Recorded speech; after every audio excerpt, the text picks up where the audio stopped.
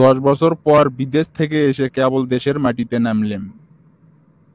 কে রে বাবা, তুই মন্টু মিয়া নোস?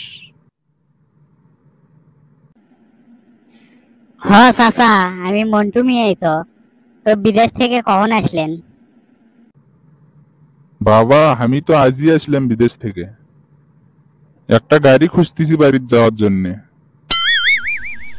তাহলে আমার গাড়িতে ওঠেন চাচা, আমি তোমাকে বাড়ি নিয়ে যাচ্ছি। কে রে স্যাংরা, তোর গাড়ি কে এত পুরনো? তোর না 10-12 খান নয়া চকচকা গাড়ি আছিল। চাচা, এটা আমার নিজের গাড়ি নয় চাচা, এটা আমার ভাড়ার গাড়ি। আমি না এখন ভাড়ার গাড়ি চালাই। কে রে বাবা, তুই ভাড়ার গাড়ি চালাচ্ছু? কে রে বাবা, তোরে না অনেক সয় সম্পত্তি, টাকা পয়সার অভাব নাই, আর তুই ভাড়ার গাড়ি চালাচ্ছু?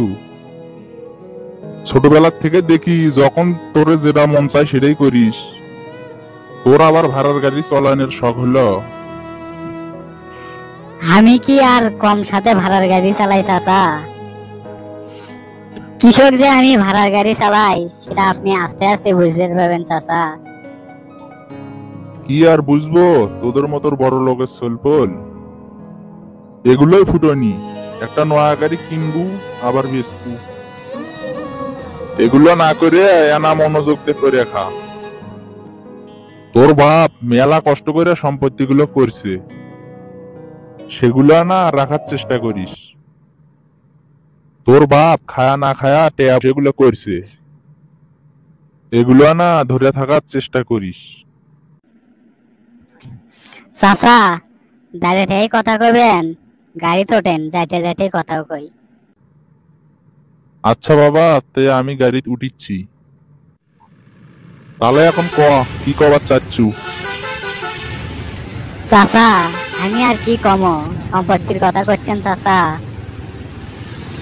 সম্পত্তি আমার হাতত থাকলে তো আমি ধরে রাখবো।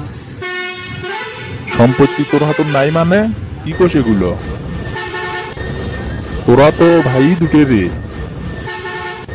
তোরা দুই ভাই তো সমস্ত সম্পত্তির মালিক হবু।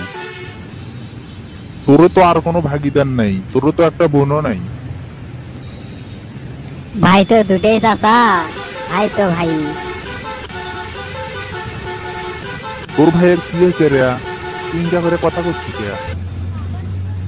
তোর দুই ভাইয়ের মধ্যে কোনো গন্ডগোল হচ্ছে নাকি?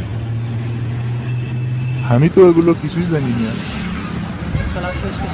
কি আর শুনবেন চাচা, যা হবার তা তো